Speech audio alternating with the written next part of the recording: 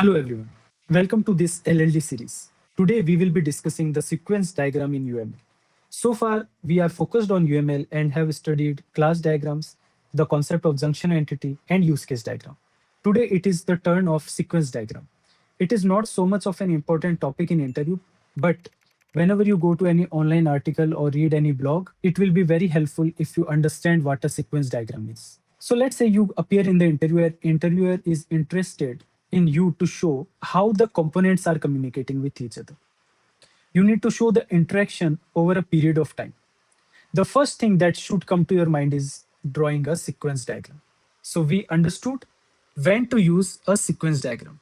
Whenever the interviewer wants you to show the interaction over a period of time or show how the components are communicating with each other. Coming to the common notations, the first common notation is a rectangular box, which is nothing but shows the object. It basically represents a class or object. Then we have something known as an activation box. This is a thin, long shape, which is generally also filled, and it is known as activation box. This is an important concept. Basically, this represents the time needed for an object to complete a task. Suppose you started at 10 a.m. and were actively studying for your interviews till 1 p.m. For 3 hours, you studied continuously. So your activation box will be from 10 a.m. to 1 p.m. I can roughly write like this. So you see, time is always moving downwards. So this was T0, this was T1. So whenever you draw any sequence diagram, the time flow will be from top to bottom. So at top, the time will be the starting time, and in the bottom, the time will be the end time. Then just like in a use case diagram, actor is represented like this. This is the actor symbol.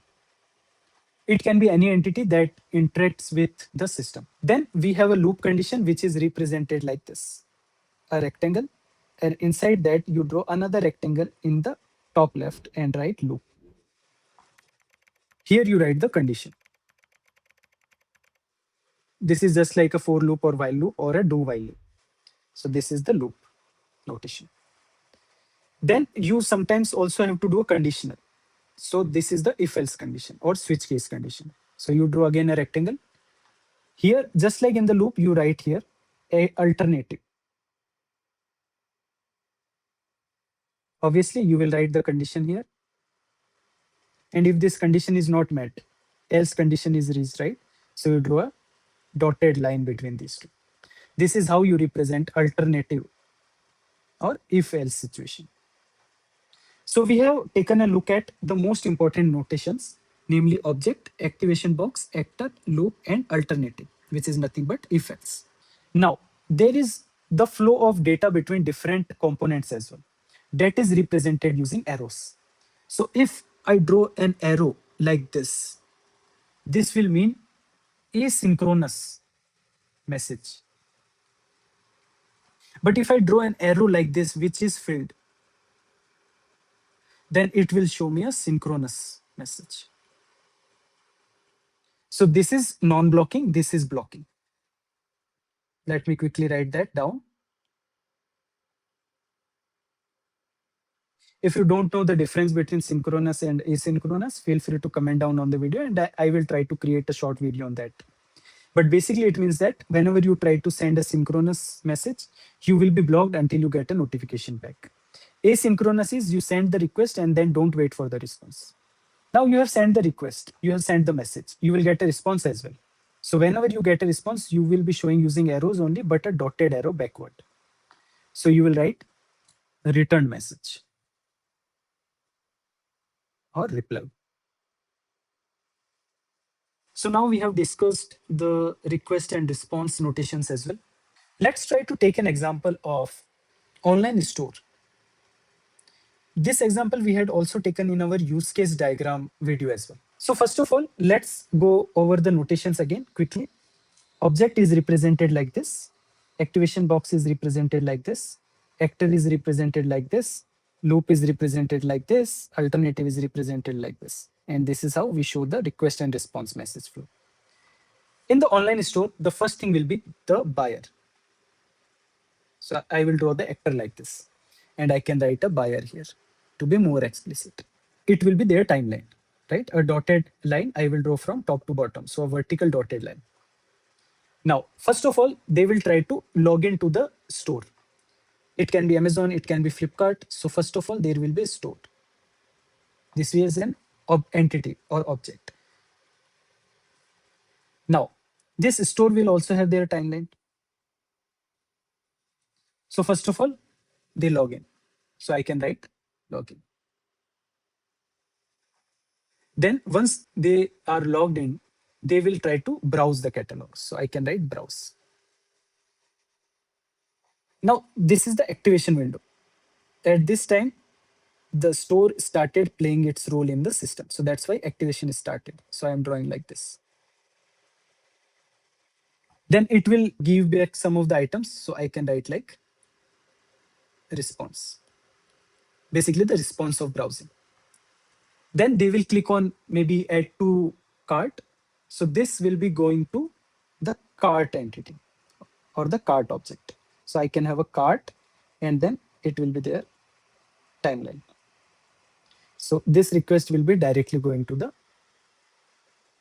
cart. So add to cart.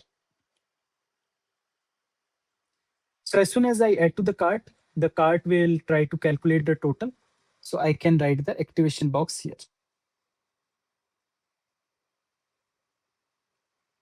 And it will update itself. The amount will be reflecting in the cart itself. So it does not need to update anywhere else. So I can write a self loop here.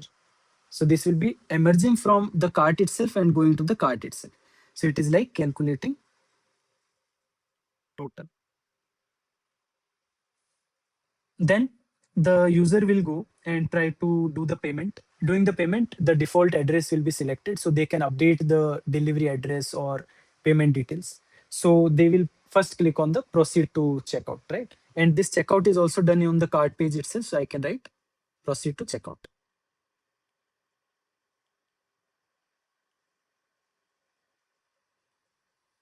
So this proceed to checkout is done. And then this cart will raise an order. So this activation window is now expanded and they will raise the order. Now order will be stored in the order entity. So I can create another entity order, which will have its own timeline. And the request to create the order will be going from cart to order. So create order. So activation for order is started. Then they will enter the delivery address and payment details on the order page. So I can send the request from user to order entity, address, and payment. So what this order entity will do is confirm the payment with some third party, example bank or some credit card application. So it will go ahead and do the confirmation of payment. So I can write it will emerge and go till the next entity. Or you can just simplify because the external system is not under the scope. So I can just write a self loop here, which is I can write confirm payment. And once that is done, it will also forward the request to the warehouse, the seller. So that is also external to the system. So I can write a self loop. Forward order to seller. Once this is done, it will send the confirmation message to the user. So let's expand the activation box of order entity. And it will send the confirmation message to user. So this is the confirmation.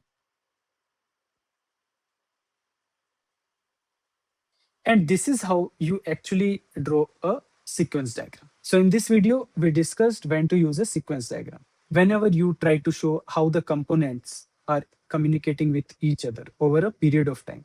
Here you see the time is increasing from top to bottom. You don't need to write it. It is implicit.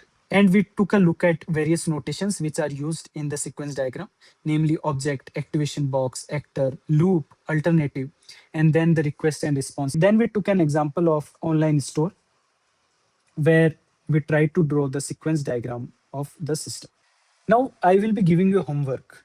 Try to draw the sequence diagram of a seat reservation system where the user will be selecting the date, seat, and then doing the payment, then getting the order confirmation. Draw your diagram, upload it somewhere on Drive, and make it shareable. Share it in the comment on the video, and then I will try to take a look.